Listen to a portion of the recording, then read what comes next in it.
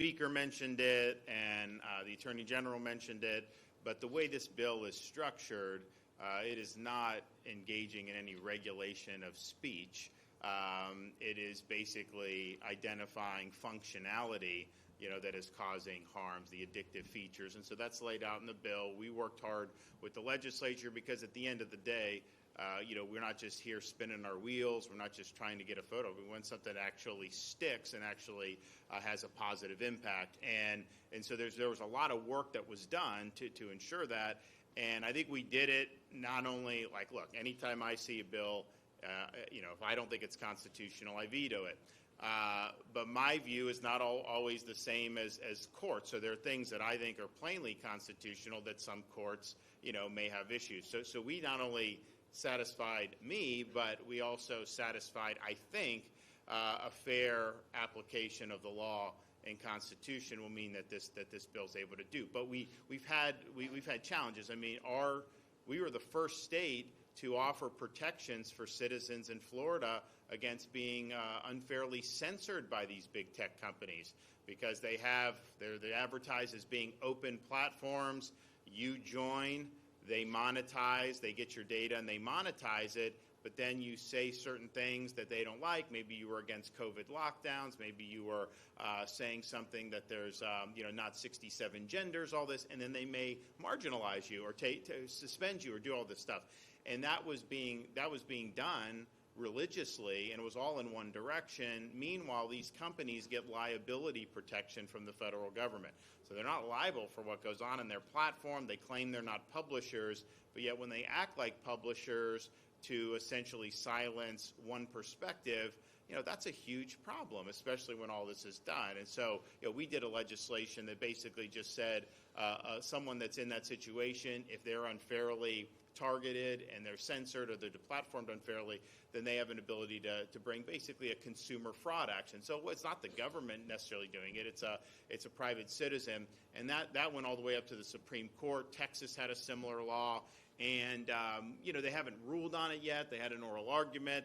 And you can't always divine from that. But I would say that while we may be in good shape to win on procedure, I still think that there's a lot of judges out there on the Supreme Court and below that are basically like, well, corporations, just you can't do anything to kind of structure this, that it's not the same. But this is basically a major public forum now when you have these big social media companies, and they're subsidized by the government with this liability protection.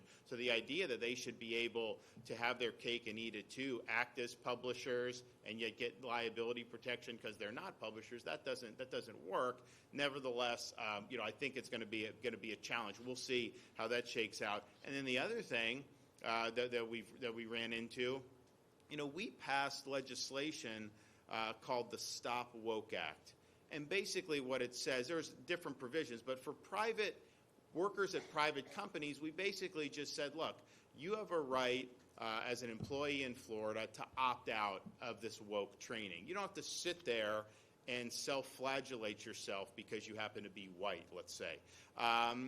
Company can say whatever it wants. The company can offer whatever training it wants, but you have a right to opt out. And we lost in court with Republican judges saying that somehow that violated the company's First Amendment right. But they can say whatever they want. We're just saying you have a right to opt out of that you shouldn't have to be a guinea pig and let them shove this down your throat. So, and I just think it's a fundamental misunderstanding of what's going on in society to basically say that companies have a First Amendment right to coerce employees into woke indoctrination. That's not healthy for society. So we're going to work on ways to be able to protect our employees here in the state of Florida, but I just think it's fundamentally wrong. And it's one thing to say a company can't be woke. We're not saying that. We're just saying that employees should be able to opt out. So there's a lot of just moving parts in some of these things. I think this did as good a job as you can do not just to say, here's what we think is constitutional in our own judgment, but also what we think would ultimately be able to land given how some judges have gone crosswise on some of these issues. So I think that's to be commended, and I know there was a lot of work that was done. There was a previous version. We had to go back and forth a little bit, but I think this one is in a good spot. So if you guys are ready,